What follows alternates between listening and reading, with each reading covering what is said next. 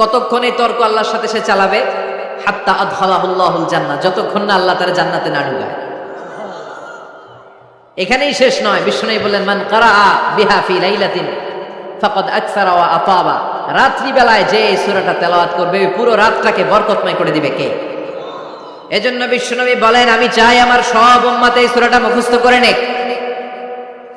আমার চাই আমার ছোট বড় আবাল বৃদ্ধ বনিতা সব উম্মতের হৃদয়ের মধ্যে এই সূরাটা গাঁথা থাক, মুখস্থ থাক, হিফজ করা থাক। আমরা বিশ্বনবীর উম্মত না? কথা কন। নবীর এই আশাটা আমাদের পালন করার দরকার আছে না নাই? আমরা কি পারি না এই সূরাটা মুখস্থ করে রাখতে? মাত্র 30 আয়াত, প্রতি মাসে কয় দিন? প্রতিদিন এক আয়াত করে মুখস্থ করলে লাগে কয় দিন? প্রতিদিন এক আয়াত করে মুখস্থ করলে 30 দিনে এই সূরা মুখস্থ করতে রাজি আছেন? সবাই রাজি আছেন তো? মনে থাকবে নেক্সট টাইমে